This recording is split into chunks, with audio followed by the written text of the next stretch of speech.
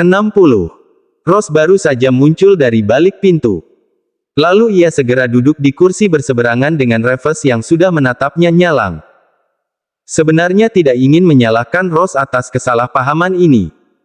Tapi karena Rose telah berbuat di luar batas dengan bukan hanya menculik istri dan menantunya, tapi juga berniat melenyapkan nyawa mereka berdua, jelas saja membuat Reves berang.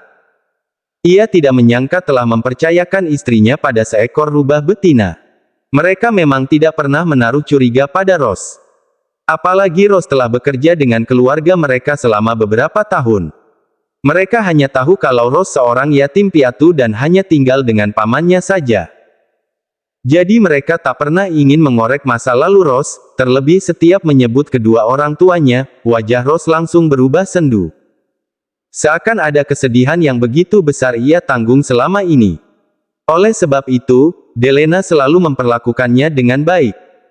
Usia Rose yang hanya berselisih 2 tahun lebih tua dari Rainero membuatnya kerap memperlakukan Rose seperti putrinya sendiri. Namun siapa sangka, balasan Rose sebaliknya. Ia justru menyimpan rencana untuk melenyapkan Delena dan Senina.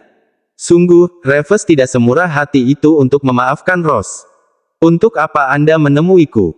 Apa kau ingin meminta maaf karena telah menelantarkanku selama ini? Atau ini meminta maaf karena telah meninggalkan ibuku?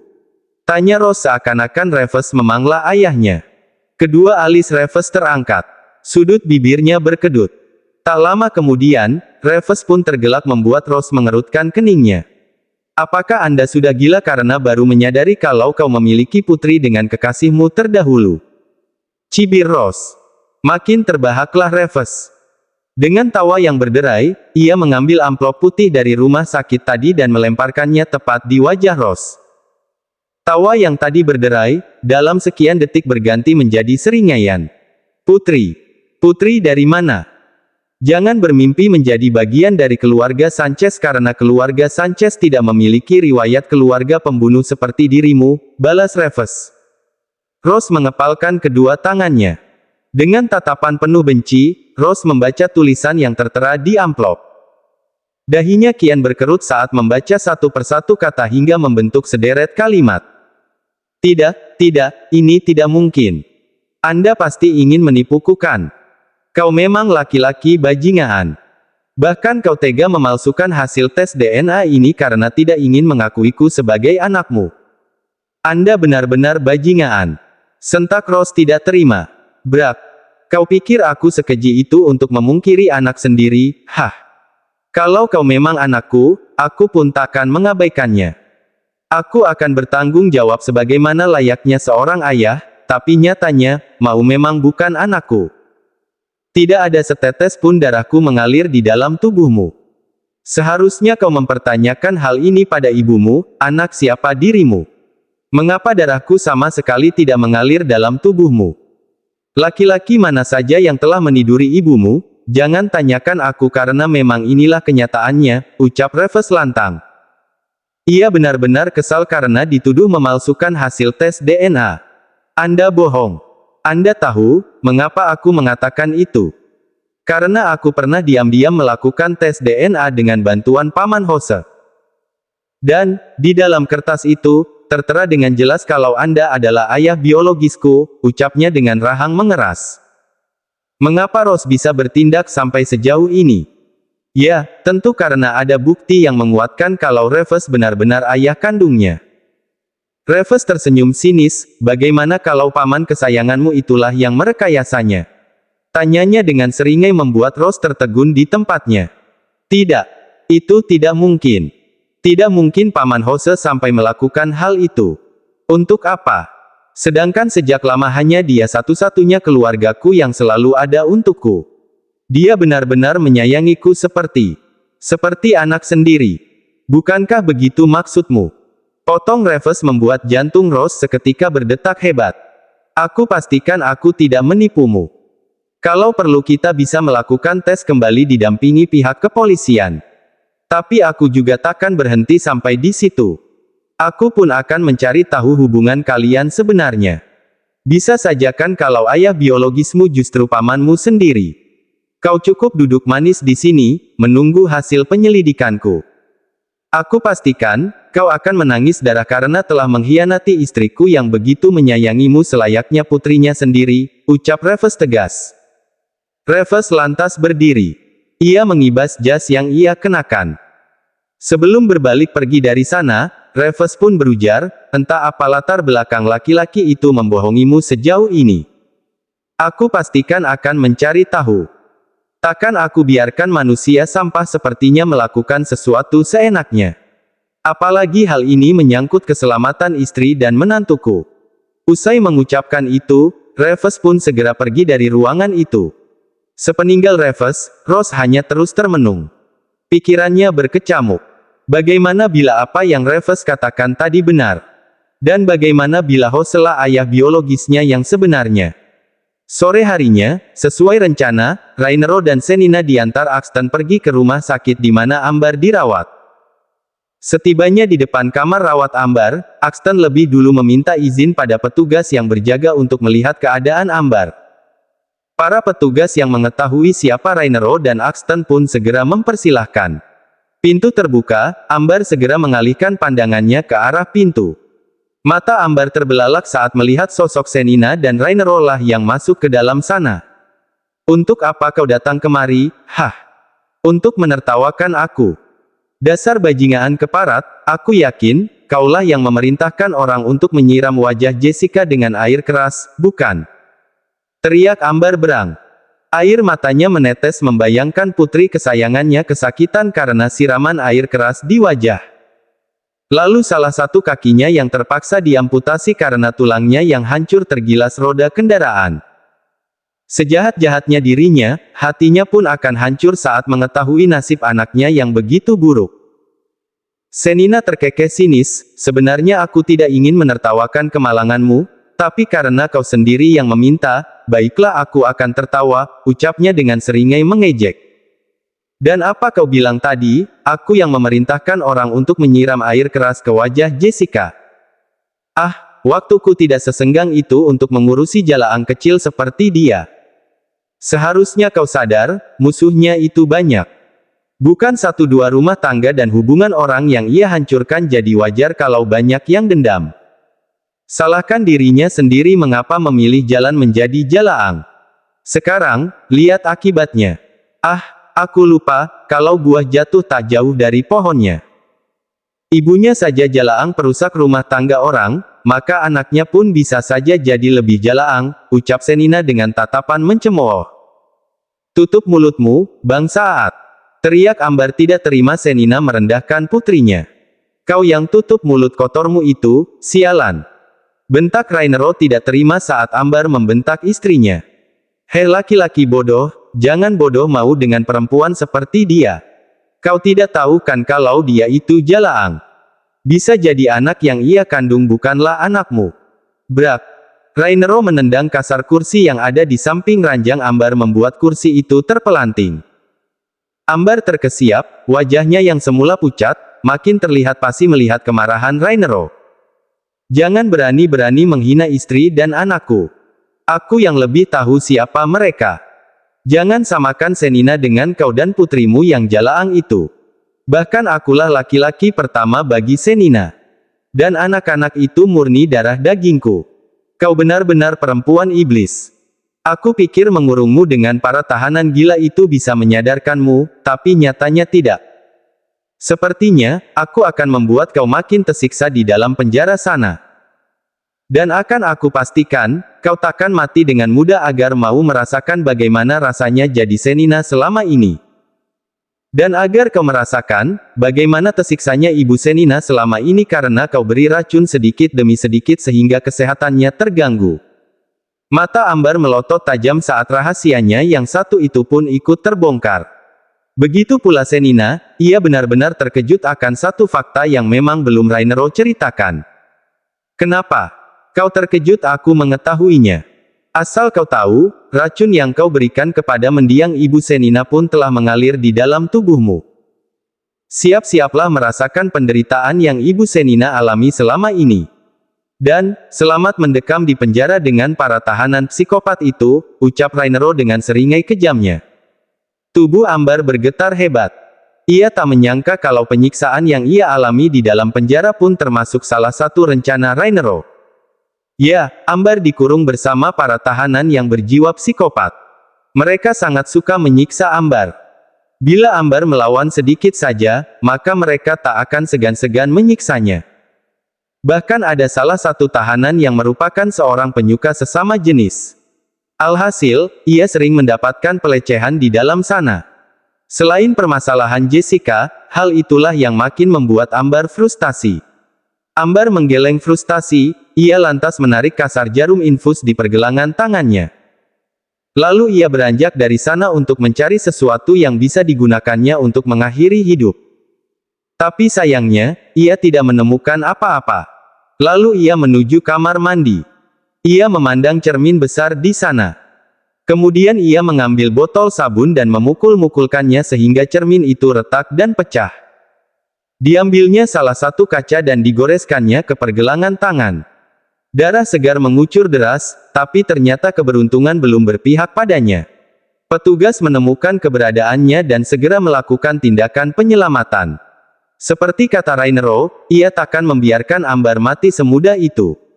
Sementara itu, di tempat lain, tampak seorang perempuan berpenampilan acak-acakan terus menjerit dan menjerit histeris. Wajahnya yang hancur dan kakinya yang lumpuh membuatnya benar-benar frustasi sehingga depresi. Sesekali ia menjerit, tertawa, kemudian menangis. Setelah melalui serangkaian pemeriksaan, ternyata perempuan yang tak lain adalah Jessica itu dinyatakan mengalami gangguan kejiwaan. Alhasil, perempuan itu pun digelandang menuju rumah sakit jiwa. Sepanjang malam baik Mark maupun Adisti tidak bisa tidur. Pikiran mereka sibuk menerawang pada kejadian yang baru beberapa waktu lalu terjadi. Sebuah lamaran yang indah, namun sayang tidak berakhir seindah harapan. Orang tua ya. Benar juga. Bagaimana kalau Padre dan Madre tidak mau menerima Adisti sebagai calon istriku? Gumam Mark. Bagaimanapun aku tak ingin membuat Adisti semakin terpuruk. Ah, daripada menduga-duga tak jelas seperti ini, lebih baik aku segera hubungi Padre dan Madre, gumam Mark yang segera mengambil ponselnya. Namun, baru saja Mark hendak menghubungi kedua orang tuanya, tiba-tiba ia tersadar kalau jarum jam sudah menunjukkan waktu dini hari. Mark pun mengurungkan niatnya menghubungi kedua orang tuanya sebab ia tak ingin mengganggu waktu istirahat mereka. Sama seperti Mark, Adisti pun gelisah. Seandainya Mark masih sopir biasa seperti dahulu, mungkin ia akan mempertimbangkan lamarnya. Tapi, setelah mengetahui kalau Mark bukanlah orang sembarangan, Adisti mendadak insecure. Terlalu banyak yang menjadi bahan pertimbangannya dan ia tak ingin mengulang kejadian yang sama sebab ia tak yakin setelah ini ada seseorang yang mampu menyelamatkannya bila lagi-lagi harus mengalami penghinaan dari orang-orang kaya. Keesokan harinya, Adisti tetap bekerja seperti biasa. Begitu pula Mark. Tapi hari ini Mark tidak menjemput Adisti sebab ia harus datang pagi-pagi sekali ke kediaman Rainero. Mark, bisa kita bicara sebentar? Tanya Axton pada Mark. Mark pun mengangguk, silahkan, Tuan. Apa yang ingin Anda bicarakan? Tanya Mark heran. Lalu Axton pun mengajaknya ke ruangan Rainero agar mereka bisa berbicara lebih santai. Begini Mark, sekarang sedang heboh masalah perusahaan Alf Company yang menarik semua investasinya di perusahaan milik orang tua Jevian. Bukankah Alf Company milik keluargamu? Apa kau tahu kenapa Alf Company tiba-tiba menarik investasinya? Tanya Axton saat melihat yang begitu penasaran. Apalagi Jevian adalah sahabatnya, membuatnya bertanya-tanya apakah gerangan yang terjadi. Mark menghela nafas panjang, itu atas permintaanku sendiri. Apa? Kenapa? Apa kau memiliki masalah dengan Jevian? Cecar Axton kian penasaran. Ya, masalah yang cukup besar. Ini akibat arogansi keluarganya sendiri. Jadi tanggung sendiri akibatnya. Aku sudah memperingatkan mereka, tapi mereka tetap saja berlaku semaunya. Jadi jangan salahkan aku kalau mereka mengalami semua ini. Segala sesuatu ada konsekuensinya, bukan? Mark memaparkan dengan santai. Membuat Rainero yang tadi duduk di kursi kebesarannya pun ikut penasaran. Memangnya apa yang telah keluarga mereka lakukan hingga kau bertindak sejauh ini? Tanya Rainero akhirnya. Ibunya, bibinya, bahkan hampir semua anggota keluarganya telah merendahkan Adisti. Menghinanya secara terang-terangan di hadapan semua orang. Apakah aku harus diam saja saat mereka melakukan perbuatan tercela itu pada Adisti? Terdengar geraman dari mulut Mark. Bahkan sorot matanya merah, tampak berapi-api menunjukkan betapa besar kemarahan Mark akan apa yang Adisti alami. Rainero dan Axton tercengang. Bila ia di posisi Mark, mereka pun takkan tinggal diam. Apalagi Adisti sudah seperti anggota keluarga mereka sendiri. Pantas saja beberapa hari ini Jevian tak menunjukkan batang hidungnya. Ia seperti menghilang di telan bumi. Mungkin ia malu bertemu dengan Rainero dan Axton. Apalagi Jevian tahu seperti apa hubungan antara Adisti dengan Senina dan Gladys. Tapi yang membuatku penasaran, kenapa kau sampai mau bertindak sejauh ini? Apa kau memiliki hubungan spesial dengan Adisti? Axton kembali bertanya. Senyum kecil terbit di bibir merah kehitaman Mark. Ya, aku menginginkan Adisti menjadi istriku. Axton melotot, sedangkan Rainero tampak begitu tenang sebab sudah sejak lama memang ia menaruh curiga pada Mark. Beberapa kali Rainero memergoki Mark yang menatap Adisti dengan penuh arti. Jelas ia tahu arti tatapan itu. "Halo Madre, apa kabar?" Sapa Mark saat panggilannya diangkat sang ibu. "Setelah lebih dari 2 tahun menghilang dan tak kunjung pulang, akhirnya kau menghubungi Madre lagi. Apa kau sudah sembuh dari amnesiamu?" Omel ibu Mark. Mark terkekeh, "Sorry, Madre. I miss you so much. Kalau kau memang merindukan wanita tua ini, kenapa tidak kunjung pulang? Hah? Apa isi baru akan kembali setelah mendengar berita kematianku? Madre, please, jangan bicara seperti itu." Melas Mark merasa bersalah karena pergi begitu saja kemudian menghilang. "Beberapa hari yang lalu kau bisa menelpon Padre, tapi kenapa Madre tidak kau hubungi? Heh. Aku sedang ada urusan dengan Padre. Urgen. Cih, menyebalkan. Kenapa kau menghubungi Madre? Tak perlu berbasa-basi," ketus ibu Mark. Mark pun tersenyum. "Madre, aku ingin bertanya, apa kriteria calon menantu Madre?" Ibu Mark sontak tercengang dengan pertanyaan out of the box dari sang putra. "Kenapa kau tiba-tiba menanyakan itu? Atau jangan-jangan," senyum ibu Mark pun seketika merekah. "Doakan saja, Madre. Semua tergantung kalian. Karena itu, beritahu aku kriteria calon menantu kalian." Ibu Mark terkekeh. "Kau tahu, baik Madre maupun Padre tidak memiliki kriteria khusus. Namun poin pentingnya adalah gadis itu baik, jujur, dan bertanggung jawab serta setia. Masalah cantik, asal ada yang semua perempuan pun bisa jadi cantik. Kalau status sosial, bagaimana kalau gadis itu kalangan biasa? Yatim piatu, miskin. Kita sudah kaya, Mark, untuk apa lagi mencari gadis dari keluarga kaya? Kau sendiri, tanpa perlu repot bekerja, uangmu sudah mengalir tanpa jeda, bukan? Hanya kau saja yang senang bermain-main di luar sana. Di Indonesia kau malah menjadi patung manusia silver, lalu tukang ojek online. Terakhir sopir taksi hingga bertemu dengan tuan muda keluarga Sanchez yang kemudian dijadikannya sopir pribadi. Kau ini, benar-benar," gigi ibu Mark bergemeletuk kesal, tapi ia tidak bisa melarang. Yang penting anaknya tidak melakukan sesuatu yang melanggar hukum, pikirnya. Ia membiarkannya saja. Apalagi ia tahu hal itu merupakan cara Mark untuk mengobati patah hatinya sehingga ia memilih melakukan hal-hal yang aneh untuk menghilangkan kegabutannya. Mark hanya terkekeh. Ia sudah tidak heran kalau ibunya mengetahui segala yang ia lakukan.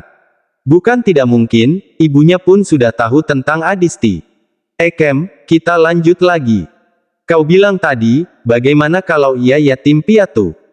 Kalau ia yatim piatu, artinya tugas Madre dan Padre lah yang memberikannya kasih sayang untuk menggantikan kedua orang tuanya. Kita tidak boleh memandang rendah orang lain, Mark. Karena roda itu tidak selalu di atas. Jangan kau tiru keluarga Austin itu. Madre justru bangga atas tindakanmu.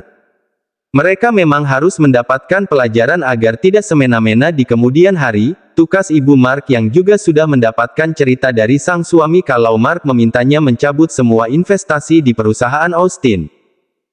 Walaupun belum mendapatkan informasi yang lebih lengkap karena orang-orang suruhannya hanya bertugas mengawasi dari jauh, tapi secara garis besar ia telah mengetahuinya. Marques Alvernon atau lebih sering disapa Mark itu pun tersenyum lebar. Dapat ia simpulkan kalau orang tuanya akan menerima Adisti dengan tangan terbuka tanpa memedulikan status sosial maupun asal-usulnya. Tang Yu, Madre. Kau memang yang terbaik. Ya, tapi Madre tidak butuh pujianmu. Lantas, apa yang Madre mau? Ingat perjanjianmu dengan Padre. Ya, Mark memang memiliki perjanjian pada sang ayah. Salah satu syarat agar sang ayah mau membantunya menarik investasi di perusahaan milik Austin, ayah Jevian adalah dengan segera kembali ke negaranya dan mau memimpin salah satu perusahaannya. Mark pun setuju, tapi tidak dalam waktu dekat sebab ia masih memiliki tujuan yang belum tercapai. Tentu para pembaca dapat menebak apa itu. Madre tenang saja, bila